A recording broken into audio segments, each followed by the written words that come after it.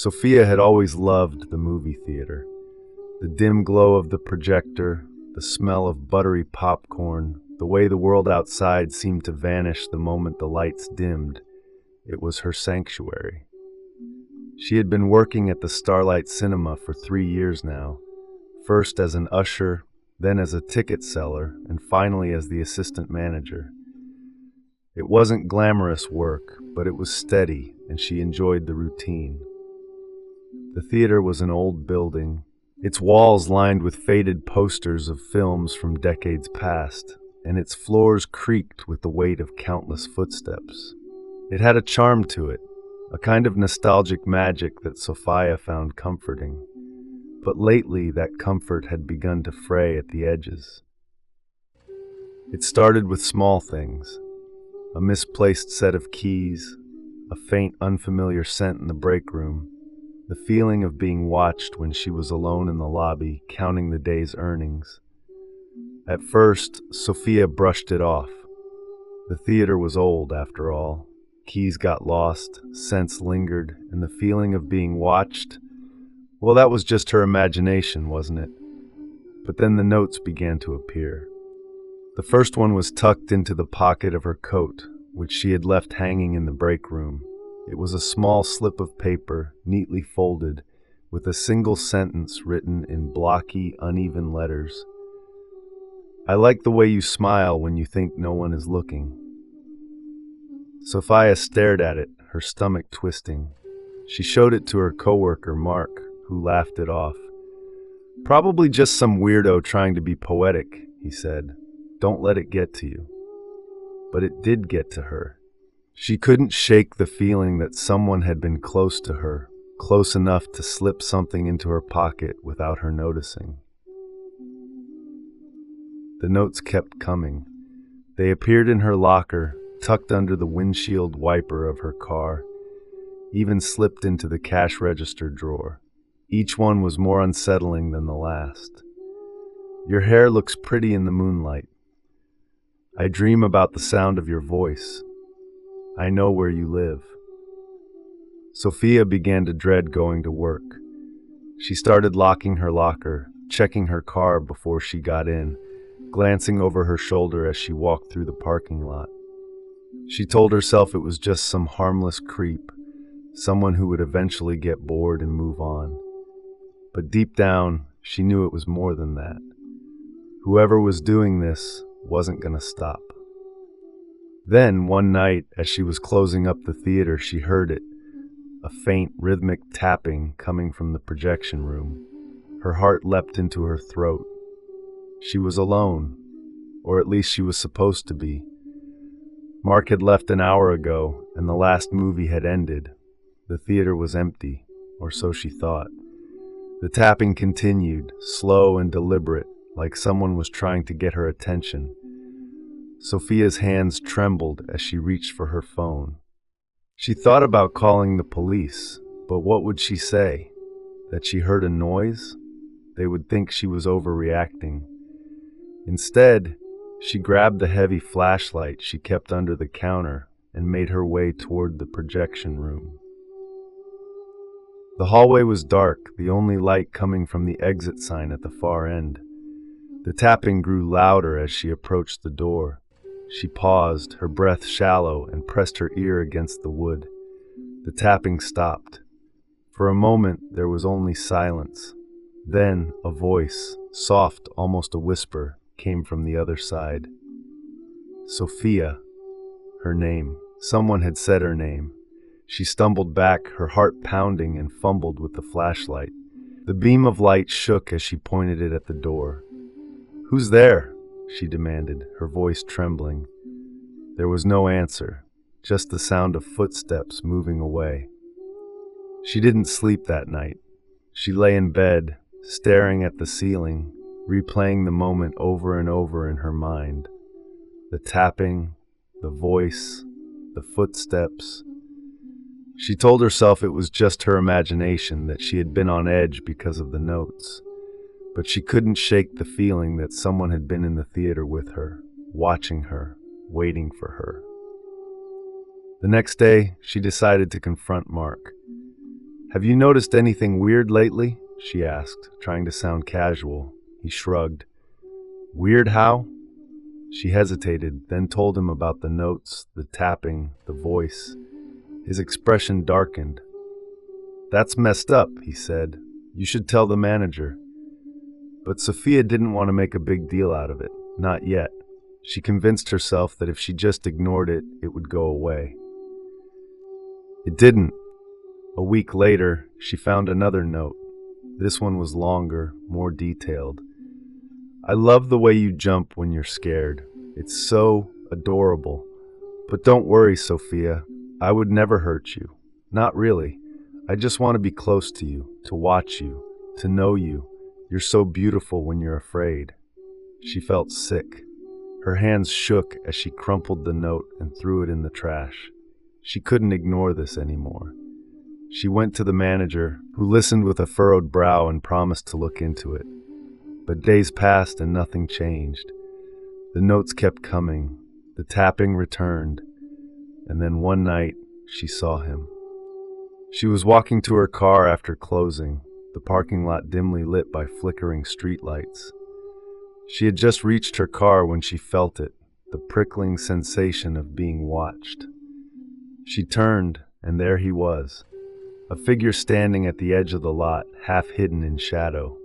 He was tall, with broad shoulders and a hood pulled low over his face. She couldn't see his eyes, but she could feel his gaze, heavy and unrelenting. Her breath caught in her throat. She fumbled with her keys, her hands shaking so badly she could barely get the key into the lock. The figure didn't move. He just stood there, watching her. Finally, she got the door open and slid inside, locking it behind her. She glanced in the rearview mirror as she drove away. He was still there, standing in the shadows, watching her go. That was the breaking point. She called the police, filed a report, told them everything. They took her seriously, or at least they seemed to. They increased patrols around the theater, promised to keep an eye out. But Sophia didn't feel safe. Not at work, not at home, not anywhere. She started carrying pepper spray, checking the locks on her doors and windows multiple times a night. She stopped going out after dark, stopped answering calls from numbers she didn't recognize. But no matter what she did, she couldn't shake the feeling that he was still out there, watching her, waiting. Then one night, he made his move. Sophia was closing up the theater, her nerves on edge as usual.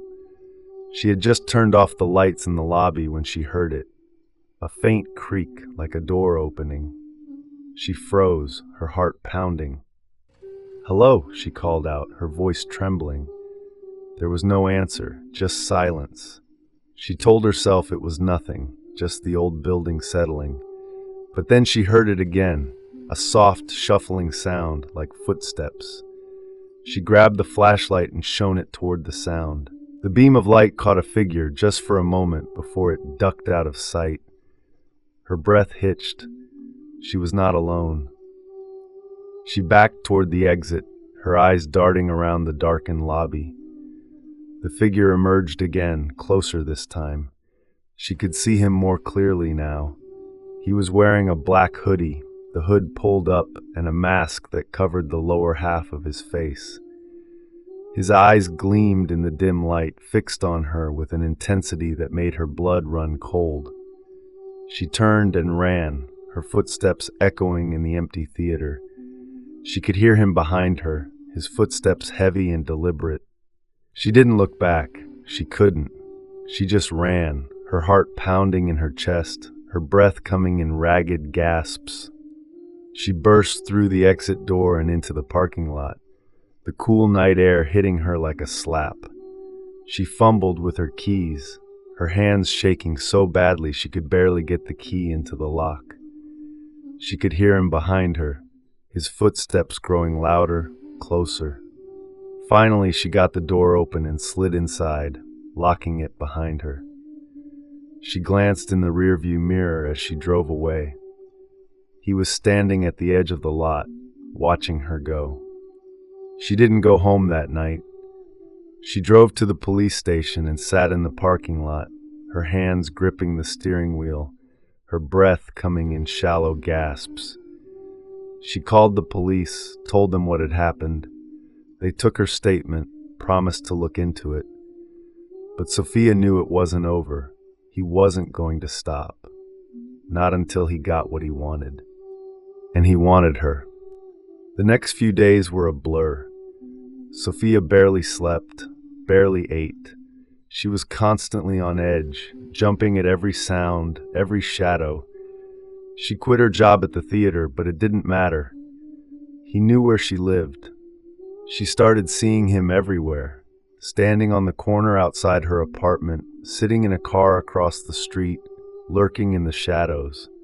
She called the police again and again, but there was never enough evidence to do anything. She felt like she was losing her mind. Then, one night, he broke into her apartment.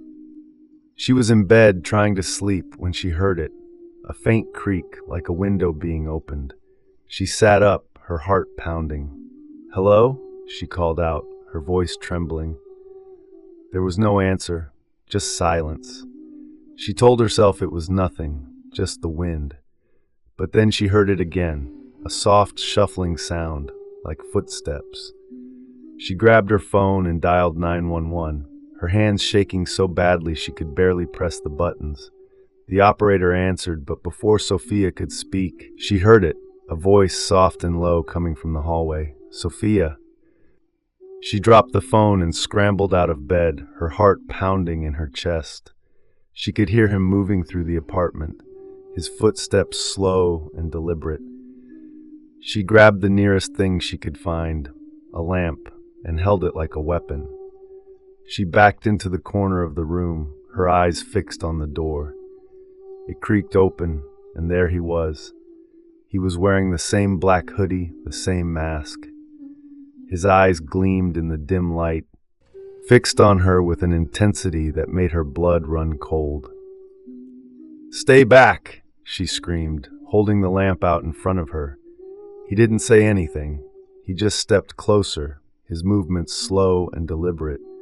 She swung the lamp at him, but he caught it easily, wrenching it from her hands. She stumbled back, her breath coming in ragged gasps. He was so close now, so close she could smell him, a faint, metallic scent that made her stomach churn. She could see the glint of something in his hand, a knife. Her heart leapt into her throat. She was trapped. There was no way out. And then, just as he reached for her, the door burst open. The police. They had come. They tackled him to the ground, wrestled the knife from his hand, cuffed him. Sophia collapsed to the floor, sobbing, her body shaking with relief. It was over. It was finally over. Or so she thought. As they led him away, he turned to look at her, his eyes gleaming with a strange, almost amused light. "This isn't over, Sophia," he said, his voice low and calm. "I'll always find you." And then he was gone, leaving her alone in the shattered remains of her life. But the story doesn't end there. Because even though he was behind bars, Sophia couldn't shake the feeling that he was still out there, watching her, waiting. The notes started coming again, this time delivered to her new apartment. The police said it was impossible that he was locked up, that it had to be someone else. But Sophia knew better. She knew it was him. And she knew that no matter where she went, no matter what she did, he would always find her. Because he wasn't just a stalker, he was something more, something darker, and he would never let her go. If you enjoyed this spine-chilling tale of terror and suspense, don't forget to hit that like button and subscribe to the channel for more haunting stories that will keep you on the edge of your seat. Remember, the shadows are always watching, and you never know what or who might be lurking just out of sight. Until next time, stay safe, stay aware, and keep the lights on.